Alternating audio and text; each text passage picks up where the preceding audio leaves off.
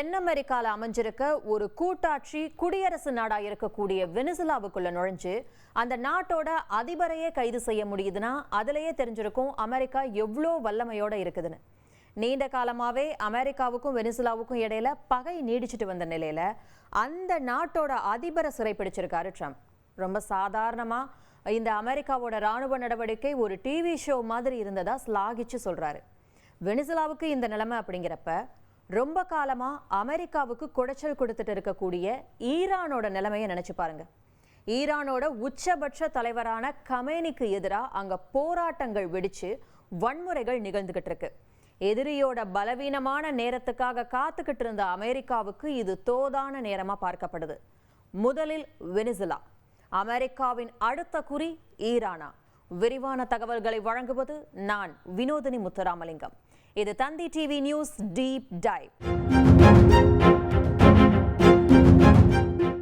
அமெரிக்காவுக்குள்ள போதைப் பொருட்களை கடத்தக்கூடிய கடத்தல்காரர்களுக்கு ஆதரவா இருக்கிறதா வெனிசுலாவோட அதிபரா இருந்த மதுரோவை குற்றம் சாட்டின ட்ரம்ப், அவர் ஒரு சர்வாதிகாரி, தேர்தலை நியாயமா நடத்த விட மாட்டாரு, அதனால அவர் ஆட்சியில இருக்கக்கூடாது அப்படின்னு சொன்னாரு.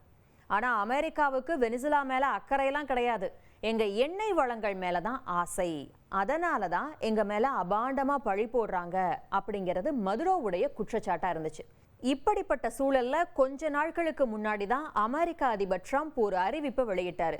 வெனிசுலாவோட வான்வெளி மூடப்பட்டிருக்கிறதா கருதுங்க அப்படின்னு. அப்பயே எல்லாருக்கும் ஒரு சந்தேகம் வந்துச்சு, அமெரிக்கா வெனிசுலாவை தாக்க போகுதோ அப்படின்னு.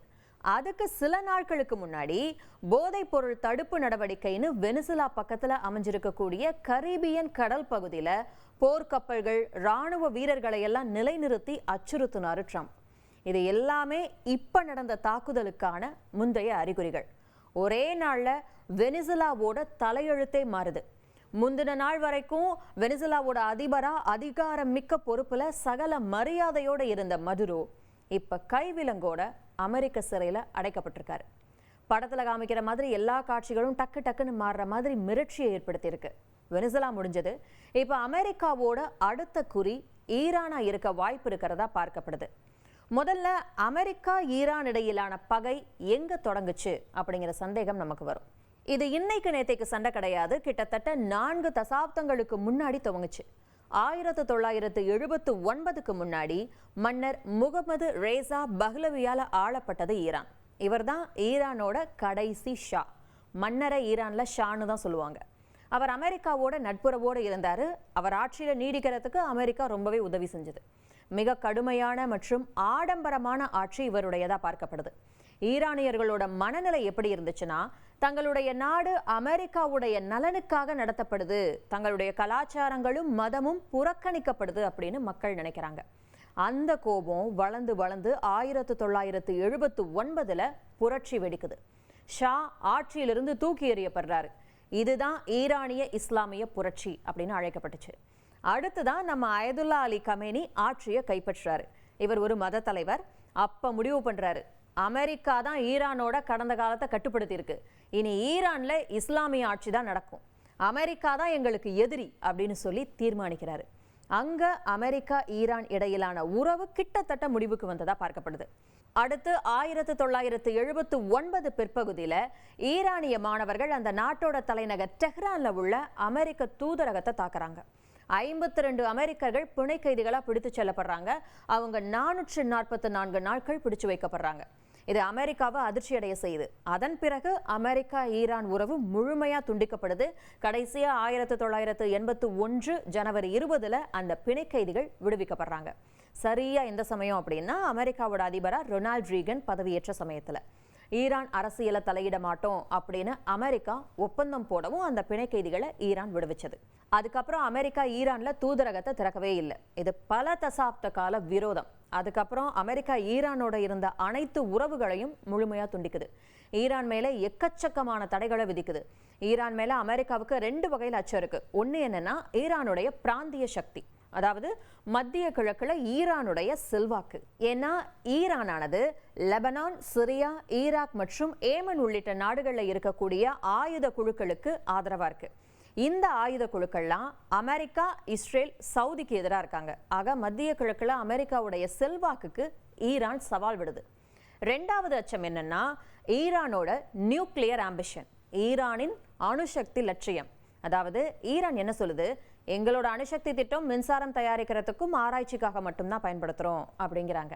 ஆனா அமெரிக்கா என்ன சொல்லுதுன்னா, ஈரான் ரகசியமா அணு ஆயுதத்தை உருவாக்கும், ஈரான் மிகப்பெரிய அணுசக்தி நாடாகிருச்சுன்னா அதை கட்டுப்படுத்துறது ரொம்ப கடினமாகிரும், அது அமெரிக்கா மற்றும் இஸ்ரேலுக்கு ஆபத்தாகிரும், ஈரான் கிட்ட அணுகுண்டு இருக்கு அப்படின்னா எங்க பாதுகாப்புக்கு நாங்களும் வச்சுப்போன்னு மற்ற நாடுகளும் அணு ஆயுதங்களை விரும்பக்கூடும், மத்திய கிழக்குல அணு ஆயுத போட்டி உருவாகும் அப்படிங்கிறது அமெரிக்கா.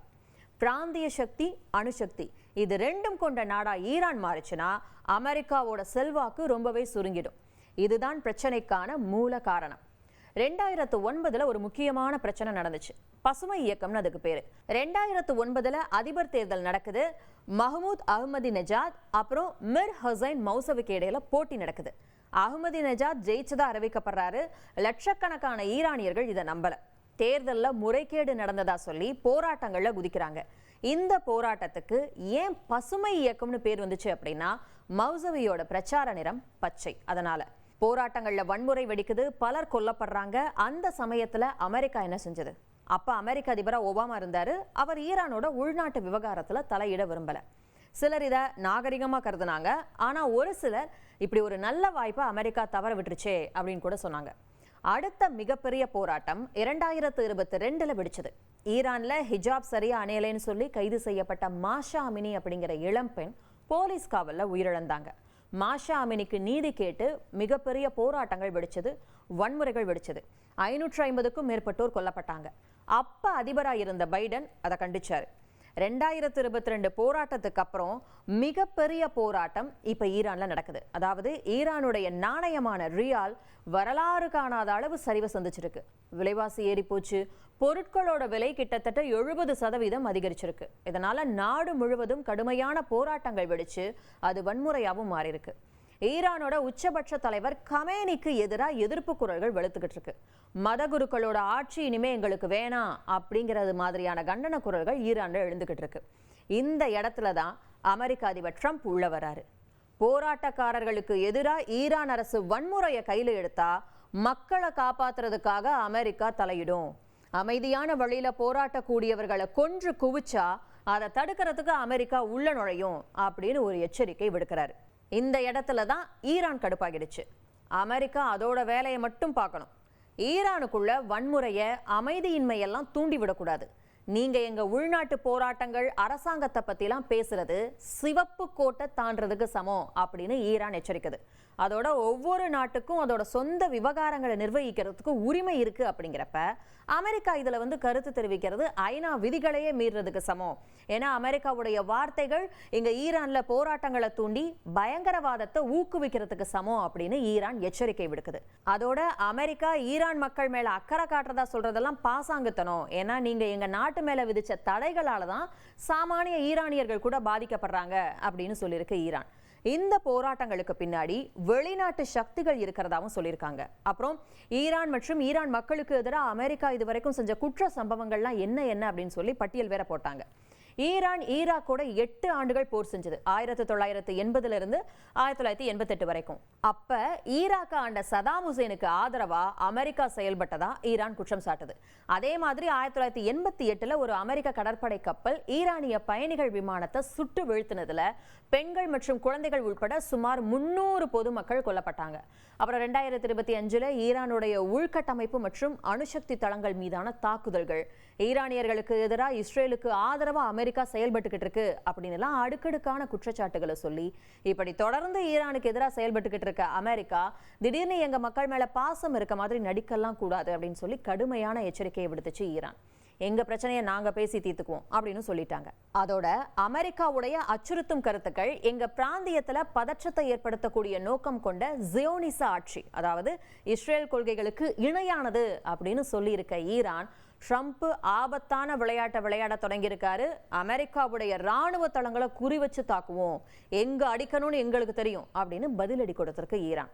அமெரிக்கா சொல்லுது நாங்க எல்லாத்தையும் பார்த்துக்கிட்டு இருக்கோம் அப்படின்னு. ஆனா ஈரான் சொல்லுது நாங்க எல்லாத்தையும் கவனிச்சுக்கிட்டு இருக்கோம் அப்படின்னு. வெனிசுலா மாதிரி விஷயம் மட்டும் விபரீதமானா அந்த பாதிப்பு உலகம் முழுவதும் பரவக்கூடும் அப்படிங்கிறதுல சந்தேகமே இல்லை.